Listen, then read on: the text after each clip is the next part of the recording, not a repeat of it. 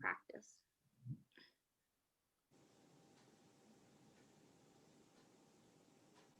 All right. Today's January 8th. It is already January 8th of 21. Love yourself until it's real. What does it mean to love yourself? To do nice, nurturing things for and to yourself. Yes, sometimes. But self-love runs deeper than that. Self-love means loving and accepting yourself, your thoughts, beauty, emotions, your faults, imperfections, and flaws, your strengths, wit, wisdom, as well as your peculiar and unique way of seeing the world. Loving yourself means accepting and loving each and every part of you and knowing that you're worthy, valuable, lovable.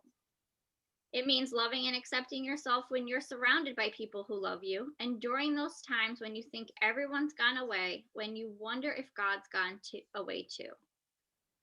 During one of the darkest parts of my life, Al Franken, a comedian and producer, asked me to write an introduction to the book he was writing, Stuart Smalley Daily Meditation Book. I'm good enough, I'm smart enough, and doggone it, people like me.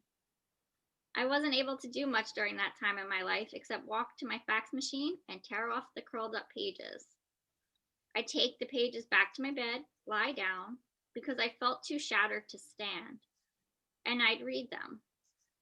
I'd laugh a little at Stuart's outrageous behavior, but the pages made me smile about something else too. Despite our search for sophisticated sage advice and advanced learning, sometimes it helps to remember the simple wisdom of bumbling Stuart Smalley. Sometimes loving ourselves means accepting ourselves enough to tell ourselves other people like and approve of us. Sometimes loving ourselves means approving of ourselves even when they don't. It takes courage to stop cowering and openly love, accept, and approve ourselves. Don't just say the words. Love yourself until you experience that love. That's for today.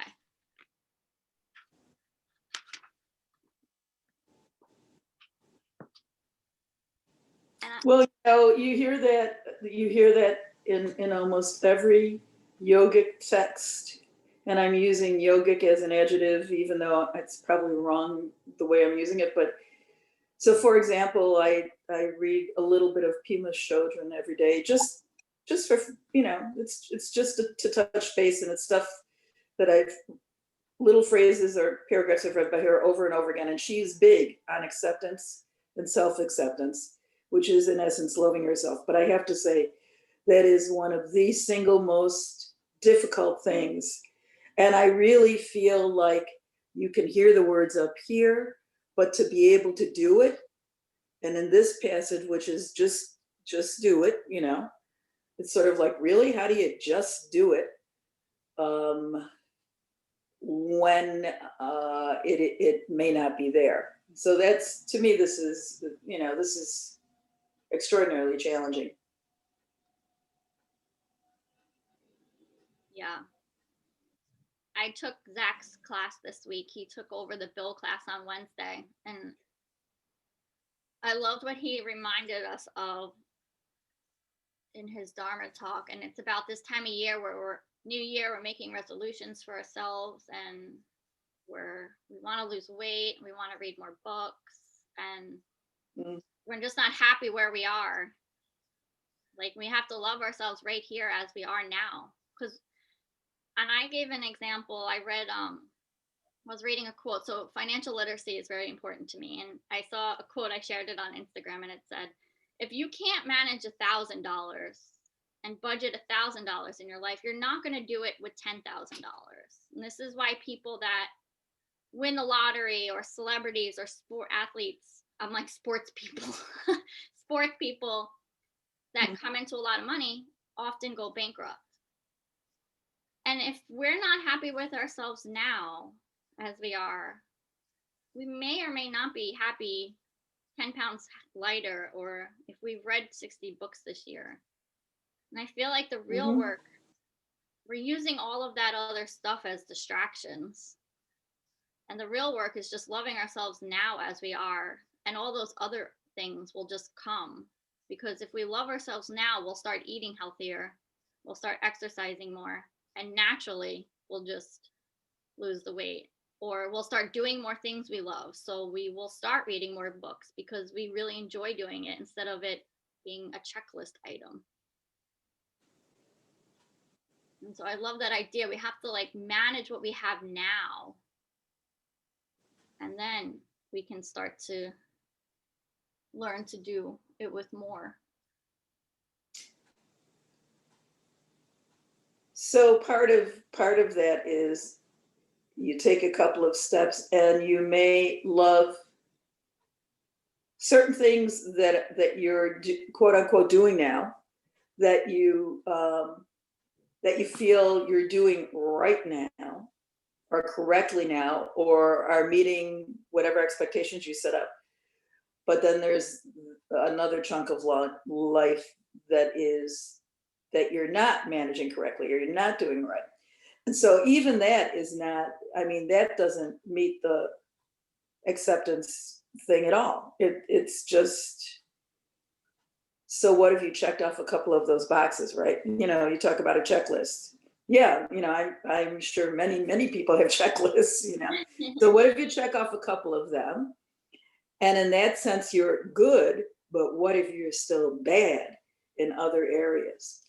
And it's a very difficult thing. And I think a lot of the difficulty stems from things that happen when you grow up. Oh, yeah. And it's really hard to break out of those little, you know. Well, what Amanda always talks about is some scars. They're there, those deep impressions. Yeah, exactly. Yeah, and the stuff we carry from previous life, if you believe that, and yeah, we got a lot of yeah, no, it's like what we were talking about the other day, like mind over matter. It's not one of those things you can just say and snap your fingers and do.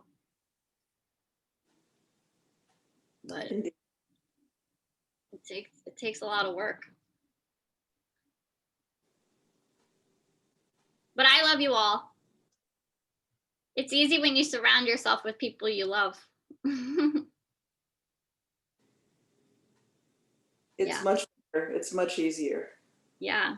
It's much easier to try to work towards that, like you said, when you're surrounded by people who you care about deeply and you know that they care about you. It's much better than being lonely or to have toxic people in your life who just reinforce that self-disregard and that self-loathing. Yeah. And it's just so you're right. They don't love themselves. Yeah. Yeah. Well, that was upbeat. Yeah, so just keep practicing yoga and you'll love yourself. That's the idea. I'll keep it in mind. It is the ongoing message almost every day, and doing this has been well. So keep doing it. Yeah. I do think it's an important thing. I mean, I think I came into this world loving myself. So it's like, for me, it's like trying to understand when people don't get like the math problem. I'm like, it's so simple. The answer's right there. And they're like, I hate math. For me, it's the same. It's hard to teach things that you already know. Like, didn't really even have to learn. Like that, you know, some things you were just born knowing. So I think I came into this world a pretty confident, self-loving creature. That's great. Yeah. Yeah, Michaeline too. Yeah. We got the same heart. Wow. You're my body double for a reason. You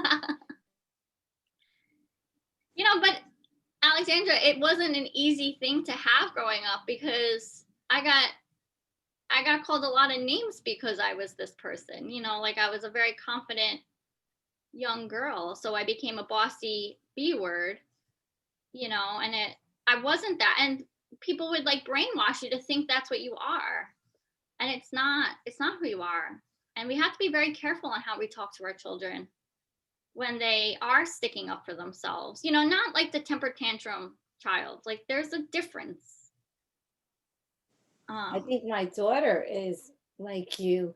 I remember she's 11 now, and it must have been when she was 8 or 9. She has a lot of hair. So I said, if that makes you feel uncomfortable, I can help you do something about that. She goes, that's my hair and I love it. I was like, okay. Wow. I love it. Yeah. Yeah, that's great. Yeah, it's Unlike me, who waxed her arms. Yeah, that's what I thought she'd want to do. Doesn't come back. yeah.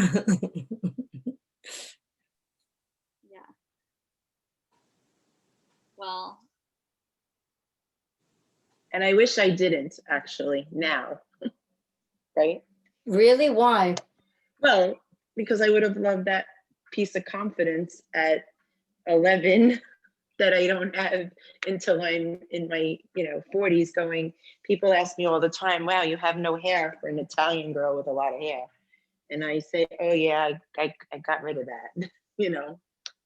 My mother was in the beauty industry. It was very easy for me. I went to electrolysis, they zipped it off, and that was the end of me. I was like a guinea pig when electrolysis wasn't even a word that a 15 or 13 or 12, I was young. It was a long time ago. I did that So, too on my lips. yeah. Yeah, it happens. It's okay. well, God bless you. You got a daughter. Thank you. I have hairy sons. two daughters. I got to go back to mute before they hear me. I have my best friend in the whole wide world. Her name's Danielle. She struggled. She wouldn't mind me sharing this. She struggles with self-esteem. So a few years ago, we started this thing where every morning we wake up and we send each other a positive message, and we built this. And positive message doesn't mean like rainbows and unicorns. It could be like, I'm feeling angry today. It's maybe positive is not the right word, but like an authentic message, like it's okay not to be okay today, whatever sort of inspiring message. um and we've created this album for each other, and I think it's really helped her, just like every day remind her, just like for one moment every day. And so I share this practice with some other people. Just like find somebody in your life and be like, look, like someone you can really trust, and just be like, I'm struggling and I want to work on this, like can you help me, or can we work on it together, and like find something. So it's not something, oh, I want to have self-love, and you think about it when you hear it. It's something it's just like anything else. It's homework. You have to work at it. You have to find tools that you can create at home. And it's something, it's just like you're planking every day. And this is why I create planking every day, because it's not, I don't care if people plank every day for an hour. It's not the intention. I just want people to find 1 minute of their day to give back to themselves. And that's self-love. Like when somebody planks to me, I'm like, wow, they like did that for themselves today. I'm like impressed by them. I don't care how long people plank for or what plank they're doing. So yeah, maybe you just like think of a quote every day, or maybe you read a Pima Chodron book every day, and that's your self-love for yourself. Whatever tools you come up with. There's so many options out there. We get sucked into the negative. I think we must all been born loving ourselves, and then society, our parents kind of I changed 100% it. agree with you, Yeah. especially if they don't love themselves, which is something I've only learned after my mom passed away, that she did not love herself. And I had to forgive her for that because she didn't know. Nobody helped her. It's amazing that you came out loving yourself and stuck with it. Yeah, but something happened in my past life maybe, and I came out this way. Because like people are like, they know my family and they're like, how did you turn out like this? I'm like, I have no idea. I don't know. I have no idea. I have two sisters. Well, one passed away, but they both had eating disorders. There was like a lot of mental health, and who knows, I probably fall under that umbrella too. I probably have my own crazy going on. But I joke like they were like very sensitive, like cry all the time. I like wasn't born. I was born with all one emotion, and they got all the other emotions. But we didn't have the tools then. Like growing up together, my mom wasn't the type of person that could like learn to balance us out because she couldn't figure it out. What about your dad? No, forget him. You think Trump is bad?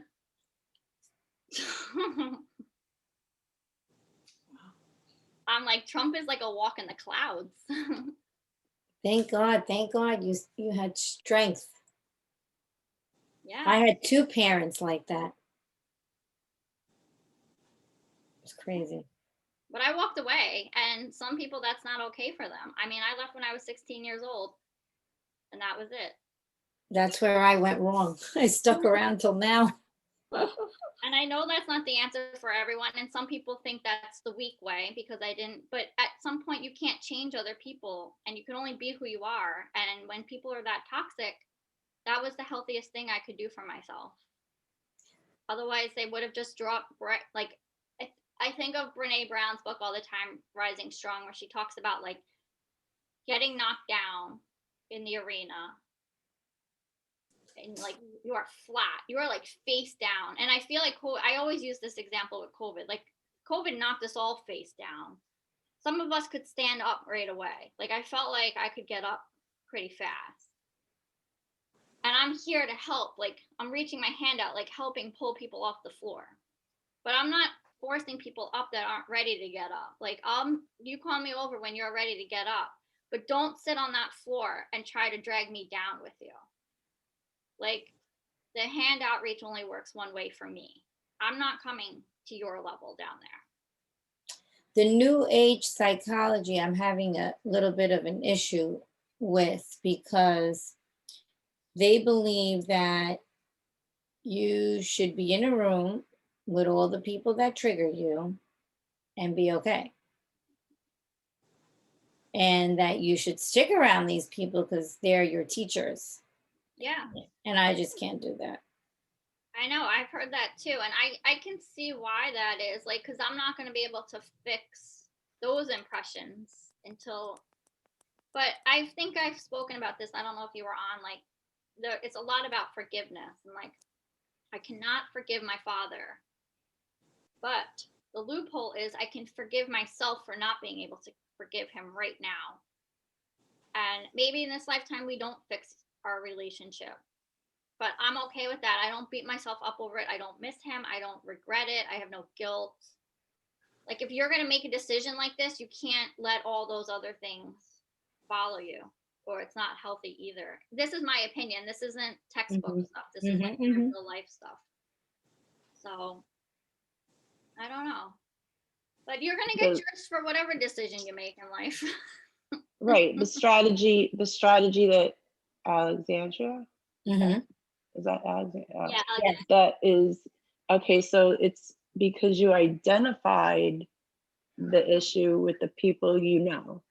So if you don't work on it with them, when you leave into life, there'll be more people with that same trigger for you or that same issue, and you can't identify it until you go into and engage into another relationship with them, because it's not like they walk around with a sign over their head, hi, I am so you know who those people are and what they are. So if you work on it with the identified person by working on you, then when those other people come along, you've had that experience. Is that the best way to explain it? So like I'll use my mother who passed away, and I'll use an example. So she was passive and everything went, oh, it's going to be okay. Don't tell anybody your business. It's fine. Everything's going to be okay. Meanwhile, underneath it all, she was dying of cancer with a big smile on her face. So when she died, I was left and everyone was like, what happened to your mom? So if I wasn't the way I was, which will bring me to cry right now, but I told people my story. Even though she didn't like it, I was like, my mom has cancer. She hated it that people knew that she was sick, but she never wanted to be there. The support I needed was, you're going to be gone and I'm going to still be here. And that's, had I walked away, I would not have the strength for my aunt, which right now my aunt has cancer. And I am not allowing her to not tell her children. And I'm not allowing her to not go to, work the strength that she needs for all of us, that her kids are gonna be, her kids are 20 years younger than me. They're gonna be worse off than I was if she wasn't forthcoming like my mother was. I don't know. Is that a good example, Pam, of what I'm talking about? Yeah. That's a good example, right? So stick with them and work your way through it, whatever it is that they're, don't cry. Thank you. I feel like you felt my, you felt my pain there. Well, we got a Where's very my emotional Amanda? Friday. All right, so yes, I think I needed a piece of that to come out, but I came here because I wanted to make sure I knew how to get on, because I really am interested in next week's book. And I didn't know how easy it was to just send you the registration, and then the link would come on my text message, and all I had to do was push it. And I'm so happy because I am at work. Yes, I work in a wonderful environment where I get my own Christmas tree. So yeah. If there's anything I could share with you privately, if you want to, talk or text, you could just come on. I'm on Facebook. I'm on Instagram. My name. I'm looking for a community of friends. Guys. Okay. Thank you. So I like to walk. I like to walk outside. I live near Rockville Center. And enjoy the rest of your day. You too. Because at 8 o'clock, my stuff will go off. Oh. It has to. Thank you for sharing the, that. The office door will open. Thank you. Thank you. And who's this pretty girl here? This is Dominica. She joins us. Oh, hi, Dominica. Yeah, hi. I know about. Thank you for sharing your story. I'm getting ready for Marley's. I'm going to Marley's retreat in the Catskills. Oh, very nice. Awesome. For a week. So my anniversary for Revolution Yoga is today or tomorrow, or like now is I joined in 2017. The 9th of January, I think, was my first day in the studio. Oh, nice. And within months, I was in yoga teacher training that I bumbled through. And I've carried it every day. So I have a very big community of friends because of the choices that I made in 2017. And I can come and go and still think that they're my best friends, like when I haven't seen them in forever. So I love that, all of them, and they know. Yes. All right. Enjoy the rest of your day, girls. Bye, my queen. Thanks for joining. See you Monday. Thank you. Thank you. Yep. All right, let's do some breath work. And then we'll meditate. Alexandra, you good? We love you. I love you too. Thank you.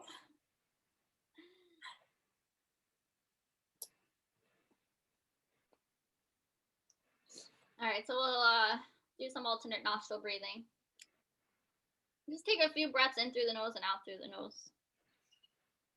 Hold the attention to the breath. Get out of your head.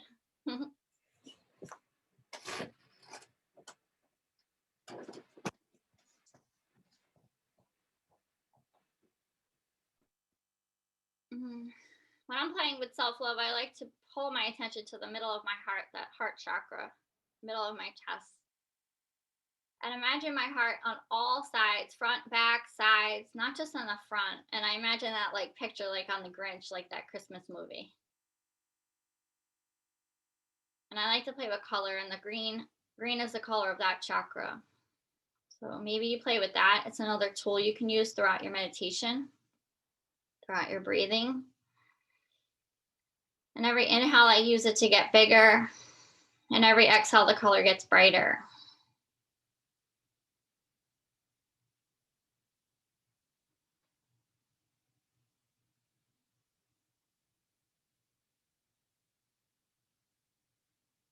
And just practicing compassion for yourself and for others.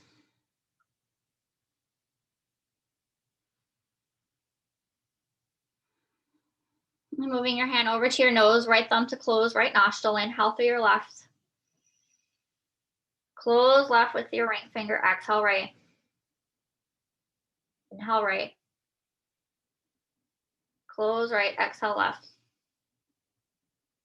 Inhale left. Close left, exhale right. Inhale right. Close right, exhale left. A few more rounds like that on your own breath, adding blocks and retention if it's in the practice.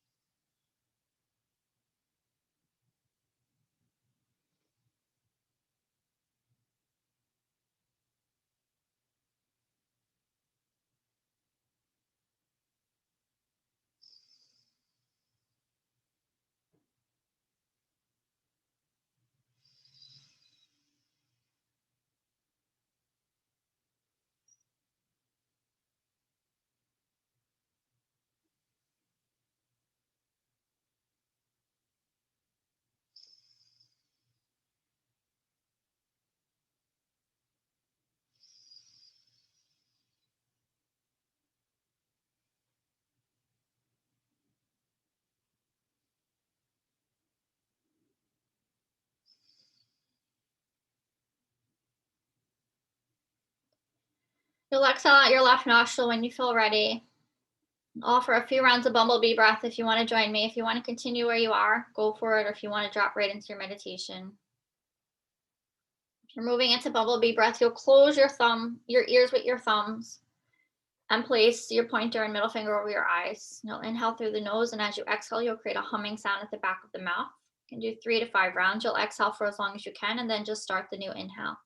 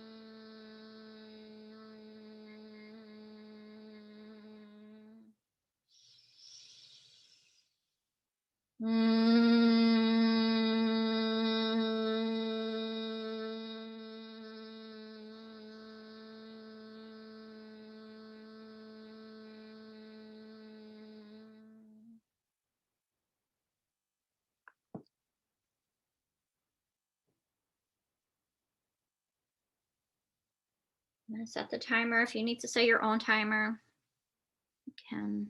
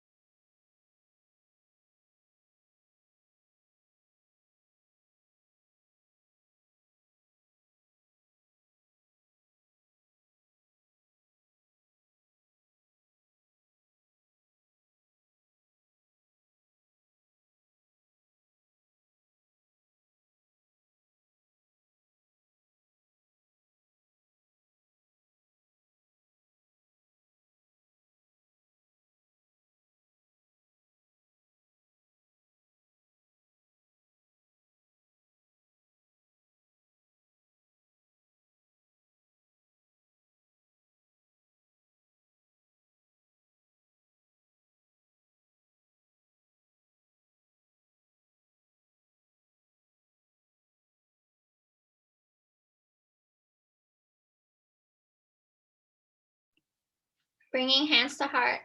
Namaste.